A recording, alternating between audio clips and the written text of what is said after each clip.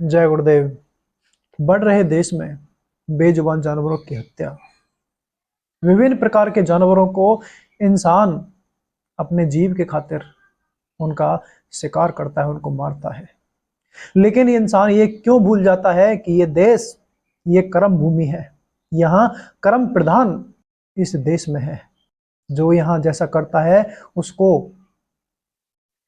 ये प्रकृति ऐसा ही देती है, ऐसा ही उसके साथ करती है। जो आप आज बोओगे वो आपको आगे चल के मिलेगा, उसी का फल आपको खाना पड़ेगा। जिस जिस इंसान ने जिन जिन जीवों को मारा और जिस तरह से मारा, उसको भी ये प्रकृति उसी तरह दंड देगी, क्योंकि ये कर्म प्रधान है। यहाँ मिर्च बोने पर मिर्च ही मिलती है, अंगूर नहीं मिलते। ऐ इंसान, तू कर्म करने पर आजाद है, लेकिन उसका फल भोगने पर तू परतंत्र है, आजाद नहीं है, गुलाम है। अपनी आजादी का अपनी आजादी का फायदा दूसरे जानवरों को काटने में, उनका मांस खाने में, उनका मांस बेचने में, उनका मांस परोसने में मत गवा, वरना तू पीछे पछताएगा। जिस तरह तूने अपनी आजादी का जश्न दूसरे जानवरों के खून से खेला मनाया, उसी तरह वो कुदरत तेरे आजादी का जश्न का हिसाब तेरे ही खून से वो देगा, क्योंकि उसके वहां बेजुबान जानवर की भी वहां आवाज जाती है। है इंसान, तू पीछे पछताएगा। जीव हत्या ना कर, मत कर ये गंदे कर्म। ऐ मांसाहारी इंसान, जिस तरह तूने दिन रात जानवरों का व्यापार किया, दिन रात उनको काटा, मारा, खाया, उनकी रात की नींद तूने हराम की, दिन का सुकून उनसे तूने छीना। चैन और सुकून छीनकर ऐ इंसान तू कैसे सो सकता है? तू कैसे सुख इस जिंदगी में पा सकता है? वही चैन और सुख जो तूने उनका छीना, वही चैन और सुख तुझे नरक की आग में जलाएंगे, क्योंकि ये कर्म का प्रधान देश है। यहाँ कत्ल का अंजाम कत्ल से होता है। यहाँ एक रक्त किसी का बूंद तूने निकाला तो एक रक्त बूंद तेरा भी निकलेगा। ये कर्म का प्रधान देश है, मत भूल इस बात को। है इंसान, जब तूने बेजुबान जानवर को काटा, उसने मदद के लिए गुहार की, तो उससे रहम की भीख मांगी, लेकिन तूने उसकी दुर्दशा पर रहम नहीं किया। तूने अपने जेब भरने के खातिर, पेट भरने के खातिर तूने उसको काट दिया। है इंसान, तू भी रहम की भीख मांगेगा, तू भी रहम की भीख मांगेगा, मदद मांगेगा, लेकिन कोई तुझे बचाने वाला नहीं होगा। लाखों कोसों कोसों दूर तक उस नरक में आवाज जाती है, लेकिन कोई बचाने वाला नहीं होता। जब तेरा अंतिम समय आता है, जब तेरा अंतिम समय आता है और जो पैसा तूने मांस खाकर, बेचकर, काटकर बेजुबान जानवरों को इकट्ठा किया, उसी पैसे से तू अपने आप को हॉस्पिटल में दिखाता है। लेकिन जब डॉक्टर हाथ खड़े कर देता है कि मेरी बस की नहीं है, मैं तुझको नहीं बचा सकता, क्योंकि तूने भी जिस जानवर को काटा उस पर रहम नहीं किया, उसी तरह डॉक्टर भी स्पष्ट मना कर देगा, अब ये बीमारी लाइलाज है, तेरा अंतिम समय है, मैं तुझको नहीं बचा सकता। तू कितना भी डॉक्टर को पैसा दे, वो पैसा कुछ काम नहीं आएगा तेरे, क्योंकि पैसे से बढ़कर किसी दूसरे इंसान की जिंदगी है। उसी जिंदगी को खत्म करके तूने पैसा कमाया, तो वो पैसा तेरे कुछ काम नहीं आने वाला।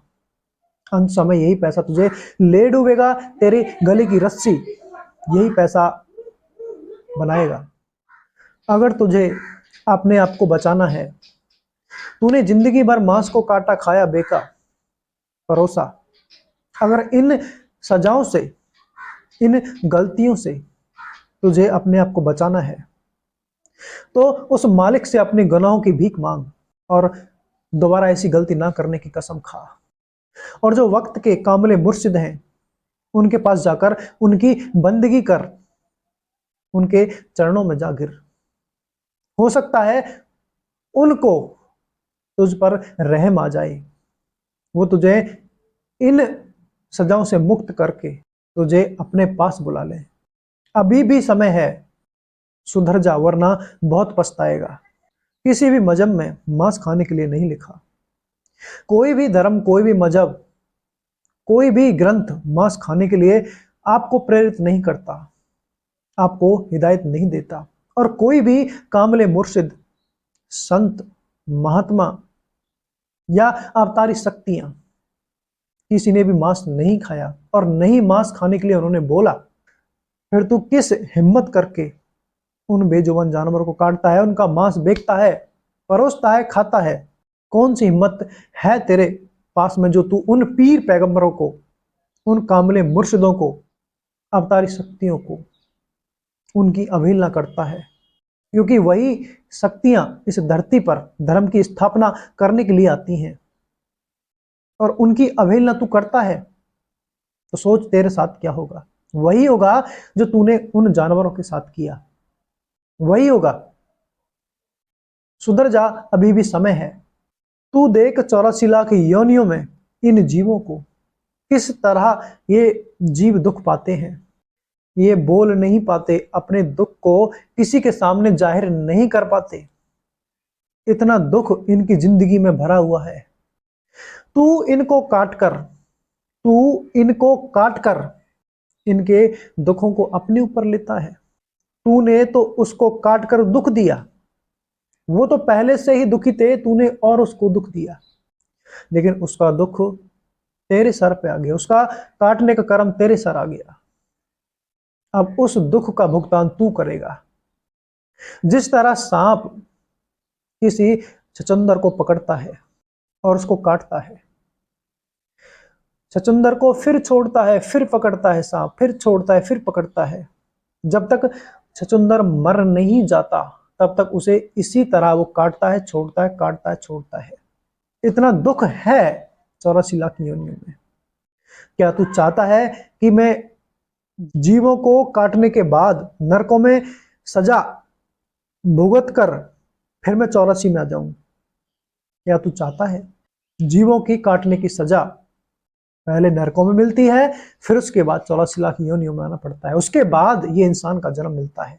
और इसी इंसान के जन्म को तू जानवरों को काटने में, उनको उनका मांस खाने में, उनका मांस परोसने में, उनका मांस बेचने में तो इस जिंदगी को बर्बाद करता है, जो कि 84 लाख योनियों के बाद एक बार मिलता है। मिलता क्यों है? क्योंकि इससे उस मालिक का दीदार किया जाए, ना कि मांस को काटा जाए, ना कि दूसरे जानवरों को काटा जाए। तू ये मत भूल कि तू भी 84 लाख योनियों में से आया। पहले 84 लाख योनियां मिलती है, उसके बाद तू आया। क्यों आया? क्योंकि तेरे ऊपर उस मालिक ने दया की, रहम की। तूने उस मालिक से रहम की भीख मांगी थी कि हे मालिक, मुझे इस 84 लाख योनि से बचा। जब तू पेट में था तो तूने बोला, हे मालिक मुझ पर दया कर, रहम कर, मैं अब की बार ये सब कर्म नहीं करूंगा और दिन रात तेरा भजन करूंगा। लेकिन तूने बाहर निकल कर क्या किया? बेजुबान जानवरों को काटा, उनको बेचा, उनका मांस खाया। क्या वो मालिक तुझे दोबारा ये मौका देगा? अभी भी समय है। किसी कामले मुर्शिद के समक्ष जाकर उनकी भक्ति कर, उनकी बंदगी कर, हो सके तो तेरा गुनाह माफ हो जाए। नहीं तो जिस तरह तूने बेजुबान जानवरों को काटा है, मारा है, बेका है, परोसा है, उसी तरह तेरा भी यही हाल होने वाला है। जय गुरुदेव।